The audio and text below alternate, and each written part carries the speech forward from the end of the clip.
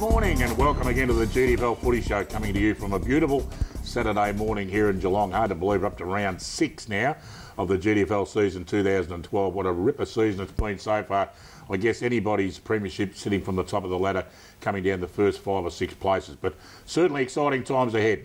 Out at Footrot Flats, we saw the North Geelong Magpies come to the ground with an enormous thud. Absolutely, the feathers were flying out there, and the Anarchy Roos too good. Nathan Costello kicking 4 goals, and Ricky Lazarich, absolutely brilliant game as best on the ground for the Anarchy Roos, and a great day for their past players. Big crowd out there, an enormous feeling out at the Anarchy Roos at Footrot Flats. The Bellpost Hill Panthers, well, they were too good for the Inverleigh Hawks, and I tell you what, Joel Page did a magnificent job kicking 5 goals for the Panthers. Cry and Belmont Lions, well, Mark O'Toole, he's back in form again. If he was ever out of form, 5 goals for Mark O'Toole. Too good to Cry Devils up against the poor old Belmont Lions. But the Caravan, or the Canavan, whatever you want to call him, he's kicked another great 5 goals. Chris Canavan going along very, very nicely in season 2012. Panic burn out at Victoria Park. Too good for Winchelsea. And I tell you what, Matthew Tyquin, how good's he going? The son of the gun, kicking 10 goals, 1 for the Tigers in a winning side. Fantastic effort. He just gets better every week. Werribee Centrals, the boys from the Duck Pond, much too good for Geelong West with Craig Rosenweek, the little bald-headed bloke. I guess he's still got a bald head. 6 goals. He truly is one of the exciting players in GDFL football. And the 94.7 match of the day, it was out at the Kevin O'Leary Oval at East Geelong. The Tommy Tigers absolutely going gangbusters at the moment, 2012. The Violet Crumbles kicking well ahead of the East Geelong Footy Club, and Lucas Forbes kicking 6 goals, and he will be an interview coming up very, very shortly. Hello, I am Dick Philpott, and once again, I have assembled some of the biggest names and brains and ducks in local football to eradicate, adjudicate, communicate, and definitely not procrastinate. Yes, and first of all, the head duck himself. I tell you what, we've gone right to the top this morning. He is the president of the Werribee Central Centurions Footy Club. Of course, it's Shane Grigg. G'day, Shane. Hello, Dick. How are you? Lovely to have you on the show, mate. Finally getting you down from the pond and getting it. It's not duck season. I'm not going to crack any more gags, so I know I'm going to get in a lot of trouble. That's all right. I'll let Grubby jump over the table. No, don't worry. I'm more worried about you because you look like someone I mentioned the other day. But he doesn't bother me, that bloke. And, of course, the bloke we are talking about, the bloke who, well, he's actually sitting down, folks. It's hard to believe. He is Richard Cations. We call him Grubby. G'day, mate. Quack, quack. Don't you just love those ducks, eh? They're just fantastic. They really are. How are you, mate? I'm really good, thanks, mate. Yeah, great. We'll talk to these guys a little bit later on and a bit of an in-depth chat to Shane Grigg and find out what is happening up at Werribee Central. But first of all, we've got an interview from the 94.7 match of the day. It's Lucas Forbes after his 6 goals against East Geelong with Eric Nicholls. Here they go. One of the stars of Thomson's big win here at Richmond Crescent this afternoon was Lucas Forbes. Lucas, great game. Yeah, no, it was good, mate. Pretty windy, pretty hard conditions, but no, it was good to get the 4 points. And I guess the performance by Thomson over 4 quarters was what counted today. You're in the game early, they got back at quarter time, but from then on, you seem to have control. Yeah, no, we had a pretty big pre-season with my brother doing the fitness. He's a personal trainer, and all the boys are pretty fit. So we thought we'd run it out well, as we've been doing in the last quarters, and which is a good sign. Now they tell me you kicked 10 goals, 10 last week, with limited opposition. 6 goals straight today. Have the right boots on today? Yeah, I had the right boots on today. I think it was. Yeah, I don't know, I had the yips last week, but as long as we're getting the 4 points and I'm doing my job, so that's the main thing. And the thing that impressed me, it gives you an opportunity up forward when the ball comes up so quickly. They're very smooth through the field with foot and hand, makes it better for a forward. Yeah, oh, definitely. A lot of the boys are pushing up and leaving a bit of space, so it's working well. Me and Brendan McLeod changing on the ball, so it seems to be going well, and as long as we're winning, it's the main thing. And the cooperation between players seems to be extremely good. Everyone seems to know where his mate is, and the handball goes to position pretty well. Somebody said, you know, you're prepared to handball through a gap if it's there. Yeah, oh, definitely. The first option's there, we've got to give it, and Spuddy Hole and the coach is drilling it into us, so as long as we all do the right thing, you know, it all plans out good. So a very good start to the season. I hope you're able to keep it going. Yeah, not a problem, mate. 1 week at a time, but we're on the right track. A great interview there from Eric Nicholls with Lucas Forbes, and my word, isn't he in fantastic form at the moment? 10 goals last week, 6 goals this week. Awesome form at the moment. And of course, that was the 94.7 match of the day, the Tommy Tigers and the East Geelong Footy Club playing for the Polly Rankin Shield, with the Tommy Tigers taking that trophy back to their rooms for another year. Grubby, awesome signs from Thomson. You said to me off air that they are the real deal at the moment. Oh, there is no doubt about that, Dick. They are the real deal. They were fantastic on Saturday. Mind you, East Geelong were very, very good till half-time. It was anybody's game at half-time. And then against that pretty strong wind in the third quarter, Thomson really played well against it and probably started the last quarter in front with the win. So the game was probably all over at three-quarter time due to a great third quarter. But Forbes, Brent McLeod, they're two of the best players I've ever seen in this competition. You're saying that when they're not down on the forward line, they start running around the ground and creating havoc. They do. I think when they get matched up and they put a couple of blokes on and they just go for a run, go on the ball, and then it's hard to match them up down there too. But look, East Geelong, you've got to say a fair few things about them. Closter was magnificent. Ricky O'Toole making his comeback game. I think he was a couple of weeks too early, but he played a very good game. I saw him shake hands with about 18 Thomson blokes after the game with his left hand because his right hand was still too sore. So, you know, he came back a bit early, but he was terrific. Timmy Gardner? Timmy Gardner, he was good in places. I think they took him on and off the ground a couple of times. He's not a young spring chicken anymore, obviously. But I think when it gets real tough in the clinches, they really need him to be there. Okay. So East Geelong, you think the big difference from the East Geelong of last year, they're not too bad, but would they miss Scroblack? Oh, look, there's no doubt. Everybody missed Scroblack. Yeah, anyone in the side would miss a bloke like Big Scrobber. Look, there's a whisper he might not play any games. I'm not quite sure now. Port Melbourne play a lot of Saturday games and you just don't know. But if they're going to get him back, they want to get him back in a big hurry because I reckon you have to finish top three. And the way they're going at the moment, they're not going to finish top three. So Thomson, you think at the moment, obviously they're looking at threat.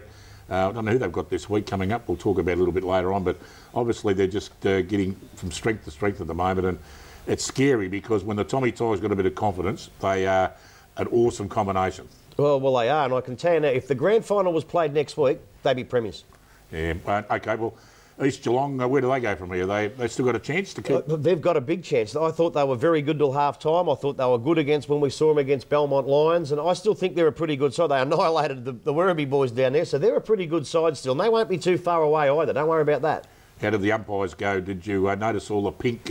what I call it, pink girls or pink boys, or they're all out there at East Geelong? Yeah, they were. They had the pink boundary lines as well. And there, I think Scrunchy got out and painted all the boundary lines pink. But no, the umpires did a pretty good job on Saturday. Quite happy with them. And no Andrew Eddie Wabowski and Never Whitley behind the goals. But we're back to fair income goal umpires again. And thank God for that, folks. Unbelievable. They did a great job last week. We're going to take a short break. When we come back, we'll talk about the Colts Footy Club and the Footy League. Should say all the kids running around Geelong with Mitch Cleary. Pay some bills right now. Then we'll talk to Shane Grigg, our guest from the Werribee Central's Footy Club, and all the action on this afternoon. Back after this.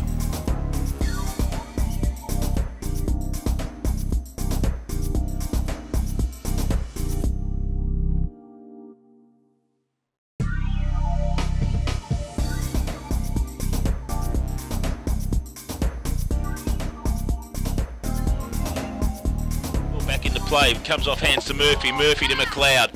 McLeod. Why isn't that in the back? He's ridden him straight in. He has ridden him straight into the ground. Comes to Murphy. He deals off. He looks for Chalice. Chalice now brings the ball around. Looking for Bowman.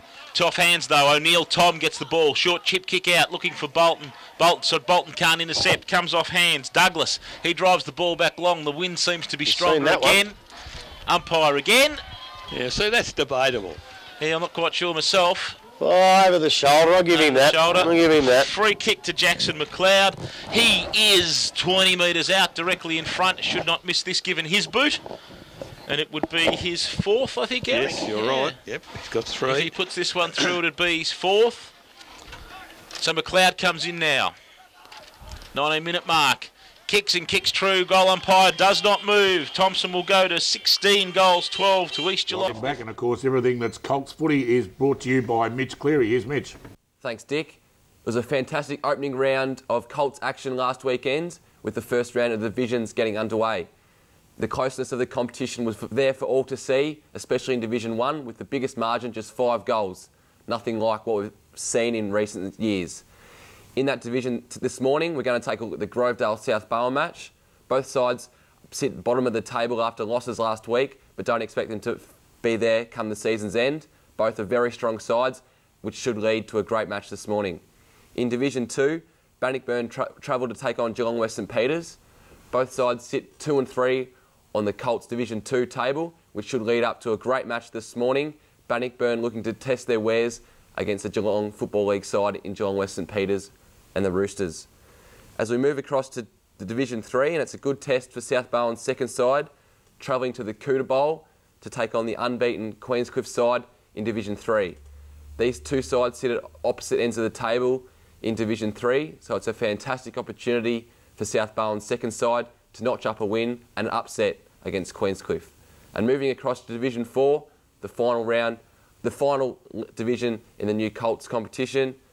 And for all GDFL fans of Corio, the Devils look to get their first win this morning as they host the Port Arlington Demons out there at Shell Oval. As I throw back to you, Dick, good luck to all the interleague sides playing next weekend and have a great show. And Mitch will be back again next Saturday morning to do everything that's Colts in local footy. Fantastic segment indeed. Now, I said earlier on that we've got a very special guest on the show this morning. We gave you a little sneak preview before, and he is the head duck up at the Duck Pond. He is the president, Shane Grigg. And good morning again, Shane. Morning, Dick. Welcome to the Footy Show. And how long have you been president at Werribee Centrals? This is my 5th season. 5th season. Did you play for Werribee? No. No, you came from? Western Region. Correct. Well done. So who did you play for there?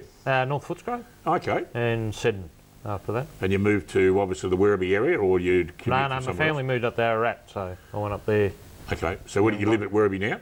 Yes, I do. Okay. Yeah. Hoppers or Werribee itself? Or Wyndham Vale. And at Wyndham? Okay. So you're obviously entrenched into the area now, and you're a fully fledged duck. Well, I don't know. I think you've got to be there about 30 or 40 years to be a Werribeeite. So What's his name? Richard, Mr. Ray Carlton. How's he going? Is he still up there? good, he's still there. Monica recently had an operation on a knee. Okay. Monica still does our interchange. Yep. And Ray's still on the committee. Oh, great. Been there forever, really. So Grubby, does he give you a hard time? Is like the old presidents usually stick the knife in when they're at the side of things aren't going well. Is he sort of a little bit of a knife sticker in, or is he's leave you alone a bit? No, he's pretty good. He comes up and gives me a bit of advice. I've heard that. Yeah, he's not backward in telling you what he thinks. Grubby, you doing all right? Doing a good job? No, up I'm there? doing a great job, and that's got nothing. The advice got nothing to do with the footy. He's married to me bloody sister. Oh. I tried to keep that I out. don't know. This was a family situation. Married to your sister. Obviously, she doesn't look like Grubby. I hope she doesn't look like Grubby. No, Anyway, she definitely doesn't look She's like the black Grubby. sheep, mate. Thank She's God the for elder that. sister too. Oh, that's the elder sister. The older sister. Everyone's older than Grubby, though. That's right. Is she taller? No. I was going to say nobody's taller than Grubby anyway. Unbelievable. So Grubby, so is that how you got Shane involved with the club through the family connection? No, I tried to keep him away, actually. But no, he just turned up there one day after his duties in the Western region and assistant coaching and all that sort of stuff, and wanted to have a crack at the presidency. I think at the time we didn't have much about. The outgoing president had gone and we didn't have anyone. He put his hand up and, he's done a great job ever since. I probably did have a question for him, and you've got pretty big shoes to fill. There's been some fantastic presidents down there over the years. You can name a couple if you want, I can't think of any coming to the top of the head, but never mind.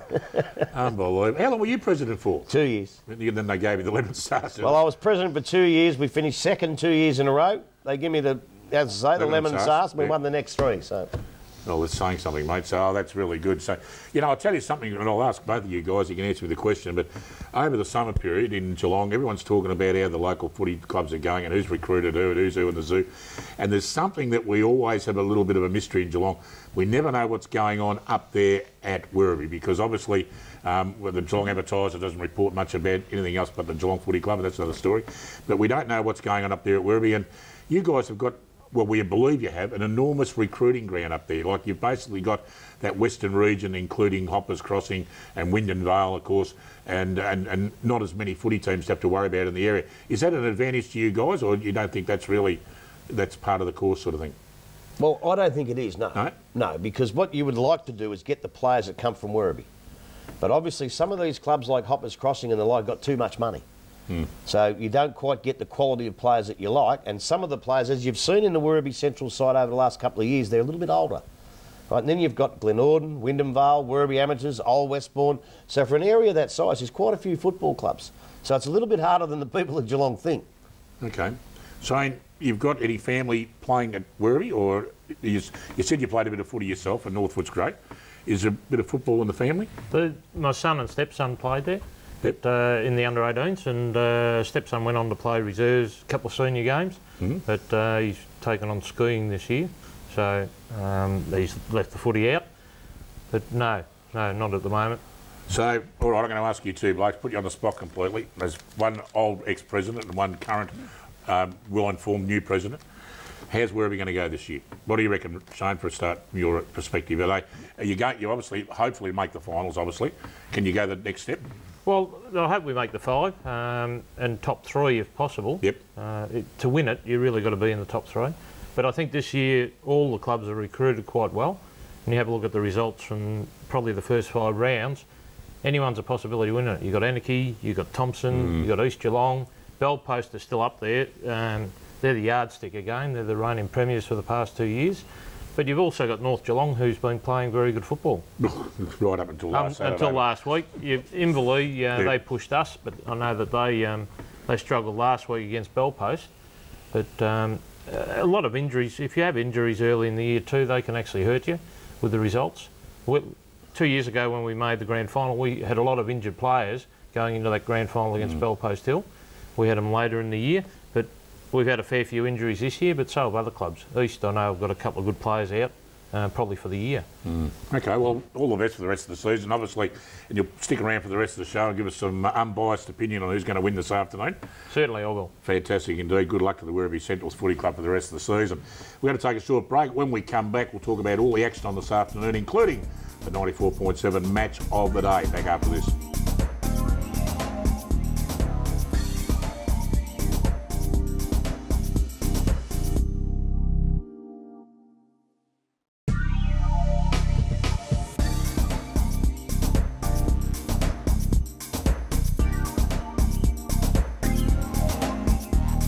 And welcome back.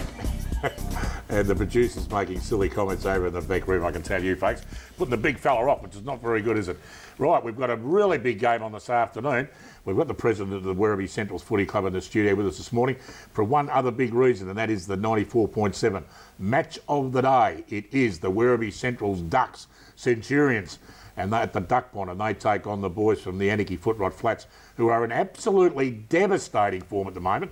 I can tell you now, the way they beat the big fellas Magpies last Saturday, it was absolutely terrible. The only good thing were the sponges and the hamburgers. Everything else was a bit of a disaster for the big guy last week. I'll start with you, Shane. I know it'll be an unbiased comment, but how far is Werribee going to win by and why? Oh, I think it's going to be a good game. Yep. It's fortunate it's at our home ground because Anakie are very, very hard to beat out there at Anakie. We will have a few players hopefully come back this week, and I'm just looking for a good contest. Grubby, obviously Werribee Central's back to a little bit of form, and you'd be hoping that this is a big test this week. Well, it is a big test, and you're right again. They have picked up a bit of form, and they're improving every week. But I saw Anakie 2 weeks ago, and I don't think Werribee Central's ever improved enough just yet to be able to topple them even at home. Rosenweig, we discussed earlier, back into some real good form at the moment. I saw him a couple of years ago against North Geelong, and I honestly reckon he's one of the most dangerous forwards going around in local footy. Very pleasing to see him back on track. Oh, look, there's no doubt about that. And I heard you say the little bald-headed bloke before. He's a pretty big bloke. He's a big bloke. He'd like you calling him little, but look, he's a wonderful player. He had a real bad Achilles injury that put him out for nearly the full season last year. So, yeah, he's starting to get back on track, and he's got a bit of help from young Tyrone Montebruno down there. Who? Tyrone Montebruno. Strike. He's a beautiful kick of the ball, Tyrone, and he's playing at full forward or in the pocket beside him, and it's a little bit like Rosenweig and Kitchen. They're working pretty well together. Kitchen's still going all right too, because he got him from Winchelsea years ago, didn't you? Yeah, he's going great, but the only problem is he's playing up at Belan. Oh, fair enough. So, notice the big fella's right up to date what's going on around here, folks. Oh, I'm going to knock him out in a minute, live on TV any minute now, don't you worry about that. So, Grubby, in a word, Werribee Centrals will win. How much are they going to win by? Oh, I think Anakie will win by 4 goals. Anakie will win? Yeah. At this stage, I mean, there's a lot of water to go under the bridge before finals, but just the way they're going at the moment, a lot of water in the Duck Pond? Plenty of water going in the Duck Pond. I just think Anakie are playing the better at the moment. I really do. Okay. Shane, so you reckon your mob are going to win, I hope, from the President's point of view? Yeah, I can't say anything else, can I? But I think we'll win, but I think it'll be a close game. Close game, yeah. I'm going for Werribee Centrals in a little bit of an upset, even though I was impressed with Anakie. I know just how important the home ground advantage is up at the home of the mighty Centurions. Big game out at Inverleigh this weekend as poor old Smithy's Inverleigh Hawks, and I guess he's wondering what the heaven's name he's doing in the coaching arena at the moment. Struggling at the moment, taking on the East Geelong Eagles, who are smarting after their loss to the Tommy Tigers last week. Grubby, can you see Inverleigh, even though they're playing at home, beating the East Geelong Footy Club? No, I can't. Thank you very much. That'll do me then. No, I can't. So for a reason being, I mean, Inverleigh just not on track at the moment, are they? No, they're not, and I think they are playing better football than they started the year off at, but East Geelong are probably playing a little bit too good for them at the moment. As I say, they've played a couple of hard games, but good sides, East Geelong, and they might have a nice little run now where they can get 4 or 5 in a row, and Inverleigh will be one of them. Shane, what do you reckon, mate? Inverleigh or the East Geelong Eagles? I think East Geelong, I hope for Inverleigh's sake they don't come out and smack them like they did us after their first loss of the year. Yeah, I tell you what, I reckon obviously East Geelong will be a little bit too strong, and Inverleigh will have a pretty ordinary game again. Out of the Devils' playground, the Cryer Devils, and they found a little bit of form with Mark O'Toole coming into sensational form up on the forward line. But they take on last year's Premiers Belpost Hill Panthers, who we were talking about it before. They probably don't look as exciting as what they did last year, but Grubby, you've got to be careful of them. They're a dangerous side, and you'd think that they'd be too good for the Cryer Devils. Oh, you would definitely think so. And just looking through the good players in the Addy, you know, Holsfiend, Symes, Shawnee Lewis, Moreland. Shawnee Lewis? What do you call him Shawnee for? Oh, well, Sean then, if you like. Okay, fair enough. But whatever, all those blokes, they're better players, and they're starting to play well. And when they all play well, they're just a magnificent side, as the last 2 years have proven. And I just don't think Cryer have probably got the firepower. They've got a lot of kids out there. That young Van Ziel, I think it is, he's a really good player. And it's great to see Sharky back and playing good footy, but I just don't think they've got enough. Shane? I'm going for Belpost. They're a well-drilled side, very disciplined, and Cryer, as Grubby said, are very young, and hopefully they'll get to the contest and make something out of the game. So we all agree on that. We think that Belpost still will be too good there. Out at the Winter Resort, the Belmont Lions still looking for their first win for the season, and Cogsy thinks it might be going to happen this week up at the resort. They take on Geelong West, who are in pretty ordinary form at the moment, the poor old Tudors, and they did have one win earlier on. They beat the Winchelsea Blues, but gee, I tell you what, it's going to be cut out for them on Saturday out at the resort this afternoon. Grubby, do you think that they can win their first game, the Belmont Lions? Look, they definitely can win this game, yeah. I think I watched them against East Geelong and I didn't think they were too bad for a half. I haven't seen Geelong West, and obviously they've won a game, but I'm going to go for West anyway, just. Oh, geez, you've just given poor old Cogsy heart failure over there. What's going on? Are you going to go for West? Yeah, why not? You don't want to make it a double, Shane, or do you think that... No, I think Belmont will just get over the line. They want to watch the Geelong West full forward, though, Harrison. He kicked the bag against us. I think he got 7 for the day. Got to watch out for fiery Freddie Logan, too. Is he about, Mr Producer, is he about?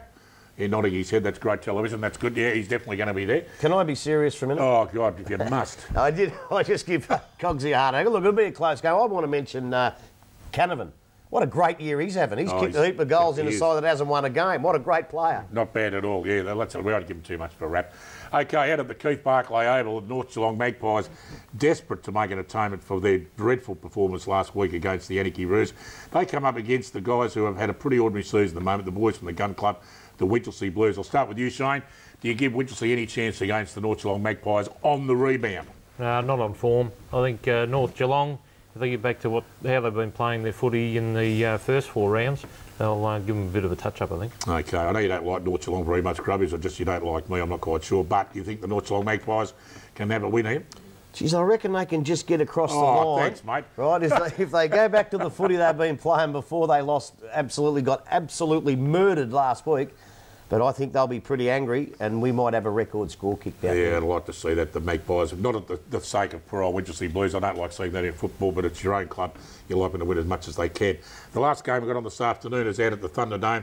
The Tommy Tigers taking on Bannockburn, traditional rivals from last year. We're running out of time as we always do, guys. Tommy Tigers in great form, Shane. Can't see them getting beaten by Bannockburn. I don't think so, no. They're undefeated, aren't they? And I think they'll continue on that way this afternoon. Could be a shootout, Grubby, with Tyquin up one end and Lucas Forbes and the McLeod boys up the other end. Well, it'd be great to see that, and it'd be great to see Bannockburn really play good footy and keep with them for a while, but I think Thomson too good. Absolutely, yeah. I reckon the Tommy Tigers for me too. Shane, thanks very much for coming on the show. Thank you, Dick. All the best to Werribee Central's footy club for the rest of the season. I mean that with the greatest sincerity, mate. We're looking forward to playing North. I know you do, mate. And of course, Grubby, you have a great afternoon. I definitely will. At the 94.7 match of the day, you see it on the screen there, folks, up at the Duck Pond, the Werribee Central's footy club, taking on the Anarchy Roos. You have a great afternoon in footy, everybody. See you all again next week for the Interleague game. We take on the Heathcote lead, the GDFL, up at the Queen Elizabeth Oval at Bendigo at 12 midday. We'll talk about it all next Saturday morning. Bye for now.